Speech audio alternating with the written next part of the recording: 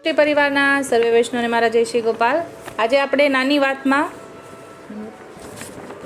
આપણે ગોપાલાલે વચનામૃતમાં ગોપાલાલના વચનામૃતની 17મા વચનામૃતમાં વાત કરી છે કે આપણે 5 પ્રકાર લખ્યા છે આપણા પુષ્ટિ માર્ગમાં સેવા પ્રકારની અંદર.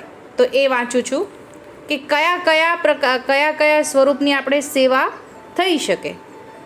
ગોપાલાલજી પોતાની બેઠકમાં બિરાજી રહ્યા છે અને સર્વની સેવા પ્રકારની ચર્ચા સંભળાવી રહ્યા છે, જેમાં પુષ્ટિમાર્ગમાં બતાવેલ સેવન શ્રી મહાપ્રભુજી વલ્લભાચાર્યજીએ 5 પ્રકારના લખ્યા છે. તે નીચે મુજબના છે, એટલે કે આપણે 5 પ્રકાર આમાંથી કોઈ પણ એક પ્રકારે સેવા કરી શકાય.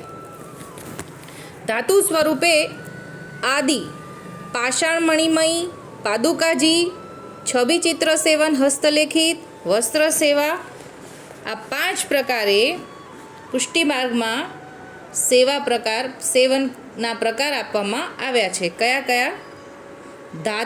ધાતુ સુવર્ણ રૂપે, પાષાણ મણિમય, પાદુકાજી, છબી ચિત્ર સેવન, છબી એટલે કે હસ્તલેખિત ચિત્રજી હોય તો એને સેવન રૂપે, અને વસ્ત્ર સેવા સેવન રૂપે. આ પ્રકારે પુષ્ટિમાર્ગમાં 5 પ્રકારની સેવન છે. બીજે ઠેકાણે એટલે કે પુષ્ટિમાર્ગની 12 વ્યાસજીએ 8 પ્રકારના સેવન લખ્યા છે. એટલે જે બાકીના જે છે 5ના સિવાયના 3 પ્રવાહ માર્ગ અને મર્યાદા માર્ગમાં છે. જે સેવન શ્રીજી પોતાના હસ્તથી સેવ્ય કરીને પધરાવી આપે તેમાં સાક્ષાત પૂર્ણ પુરુષોત્તમનો આવિર્ભાવ હોય છે.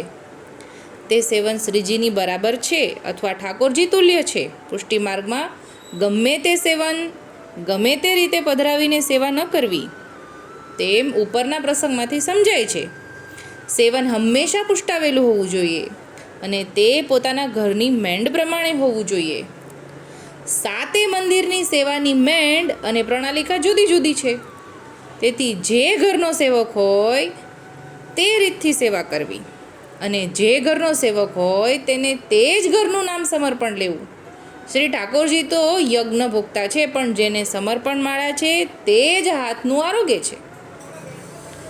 તેનું નિત્ય કર્તવ્ય ભાવનામાં લખ્યું છે તે પ્રમાણે સેવા કરવી. એવું સાંભળીને કાનદાસે પ્રશ્ન પૂછ્યો, મહારાજ, શ્રી ઠાકોરજીની સેવા કેવા ભાવથી કરવી અને કેવા ભાવથી આરોગાવીએ? ત્યારે શ્રીજીએ કહ્યું, ગોલોક સમાન તો નિજ મંદિર છે. કૌંસમાં લખ્યું છે, જે વૈષ્ણવના ઘરમાં શ્રી ઠાકોરજી સેવા બિરાજે છે તેટલો ભાગ ગોલોક સમાન સમજવો. એટલે આપણે ઠાકોરજીનું મંદિર કે કબાટ, જેમાં ઠાકોરજી બિરાજે છે એ મંદિર કબાટ જે છે આપણો, એ ઠાકોરજીનો ગોલોક સમજવો. તેમાં ઠાકોરજી બિરાજે છે, તેમાં પોતાના ગ્વાલ સખા જે છે તે શ્રી ઠાકોરજીની સેવા કરે છે એવી ભાવના કરવી. અને જેને સમર્પણ થયું છે તેના હાથથી પ્રભુ આરોગે છે, કારણ કે જેને એક દ્રઢ ભાવ છે, જે પ્રભુ મારા પોતાના પ્રભુ સિવાય નેત્રોથી બીજો પદાર્થ જોવે અને તેમાં જો ચિત્ત લાગે તો ત્યાંથી ચિત્ત ફેરવીને પોતાના પ્રભુમાં જોડે, પોતાના પ્રભુ સિવાય બીજાનું નામ પણ રસનાથી લે અને તેમાં જો ચિત્ત લગાડે તો ત્યાંથી ચિત્તને હટાવી લે અને પોતાના પ્રભુમાં જોડી દે.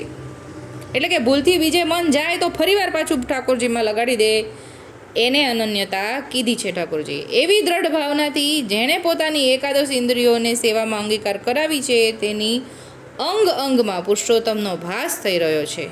તે જ સમર્પણ. ઉપરોક્ત ભાવના સિવાય સમર્પણનું ફળ મળતું નથી.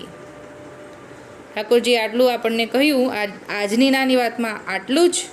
હવે આગળ આવતીકાલની નાની વાતમાં હવે આગળ ફરીવાર કાનદાસ પૂછે છે મહારાજને કે પણ જીવનું સામર્થ્ય શું?